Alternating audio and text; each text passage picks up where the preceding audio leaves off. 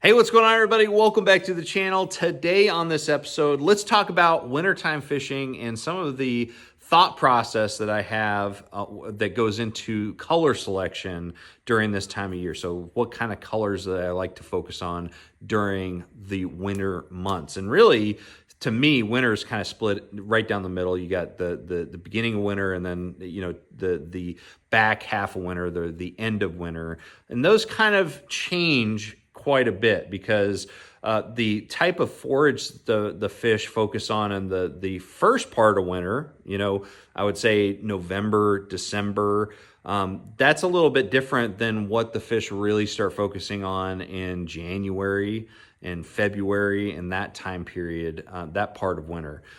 So let's dive right into it. The first thing that I will mention about winter, especially the beginning of winter, is that wintertime is actually, even though we're talking about cold conditions, it's a really good time period for the bass to be chasing bait fish around. So like shad is a primary forage species in the first part of winter. So November, December, really it started in September, but all the way from September through the end of December, bait fish are really important. So pelagic bait fish species like shad, those are definitely a prey that the bass are chasing around. Like they're suspended around.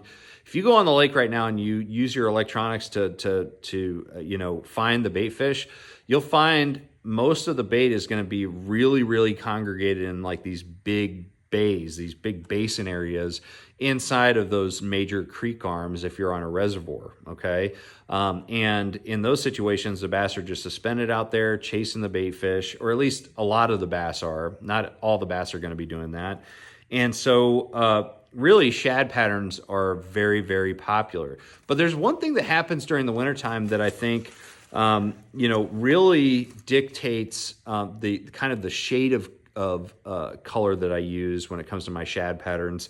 And that is that you'll notice that when the water gets cold, that all the species in the lake start to turn kind of a paler color. They start turning, the shad will normally have like pretty dramatic counter shading. So they might have darker backs, and then they might have a little bit lighter belly during the warmer months.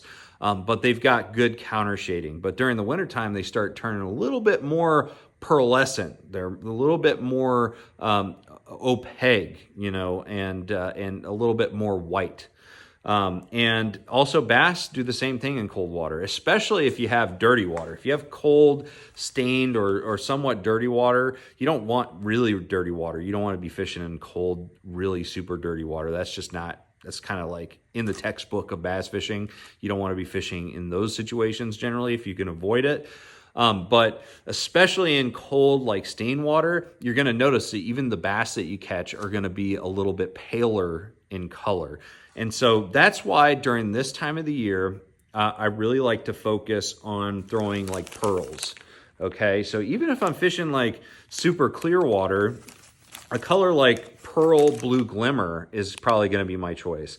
In other times of the year, I would use pearl blue glimmer in kind of more stained water and use something like bad shad or something really, really realistic like Tennessee shad or something like that in those type of situations. But really what's realistic during the wintertime is something that has a little bit more pearl in it, that's a little bit more pale. And so pearls, whites, and even in dirty water, white and chartreuse becomes a really big player this time of year. And it really just has to do with the fact that everything is getting paler in this colder water. It's a phenomenon that I think that if you really pay attention to it, you'll start to see more often. And as things start to warm up, you start noticing that the bass start getting their coloration back a little bit more. And so you do get that really cool color change throughout the season. So white is going to be a big player throughout all the different water clarities during the winter time. Okay, so that's one thing that is very different than warmer months of the year. So white's going to play a big role. Pearl's going to play a big role. White and chartreuse is definitely on, tied on if I'm fishing dirtier water. And then as you get into like January and February and later on in wintertime, and once you start like graduating into like pre-spawn time period, things kind of change a little bit.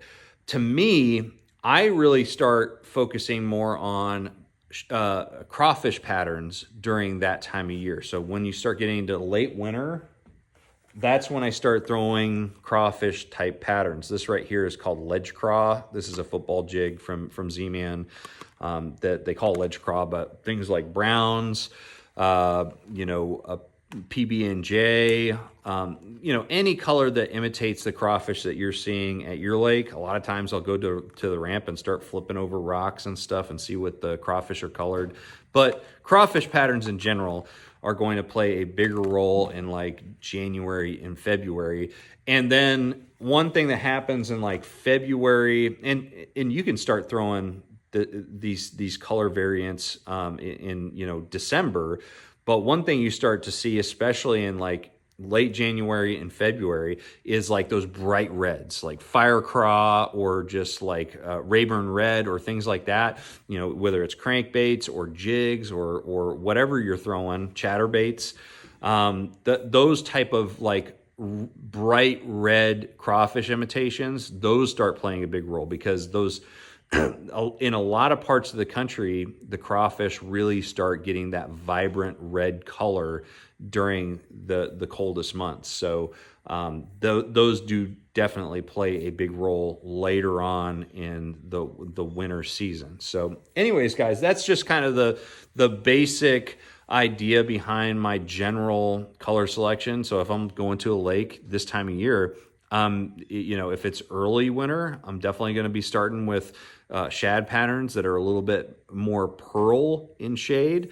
And then as we get into like January and February, that's when I'm going to start focusing in on crawfish patterns. Those crawfish tend to be pretty active that time of year. They're also a pretty slow forage species. So the bass, you know, it can get them a little bit easier than some of the shad and save a lot of the energy and things like that. So anyways, that's kind of my general process for color selection this time of year. There's a lot more that goes into it, but it's more situational than general rules. So anyways, guys, let me know what you think of these color selections. Do you agree? Do you disagree? Or do you have any questions? Drop a comment below. Other than that, make sure you like, share, subscribe.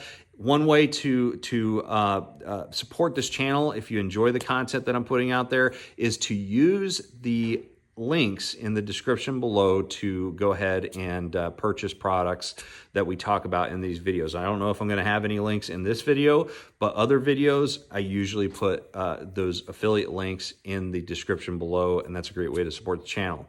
One final note I will mention is the best way to support the channel beyond those links is to support St. Jude Children's Research Hospital. Obviously, this organization has really changed our lives, our family's life. We just got back from Memphis from a week of scans and blood tests and things like that for my daughter Riley, who in August showed no signs of cancer, thanks to St. Jude. And we just got an all clear at that visit. And so as a thanks to them, I want to mention that we've got a link in the description as a fundraiser for St. Jude Children's Research Hospital. So that's probably the best way to support this channel, is by supporting them. So thank you so much. I'm going to see you out on the water. Make sure you trust the process.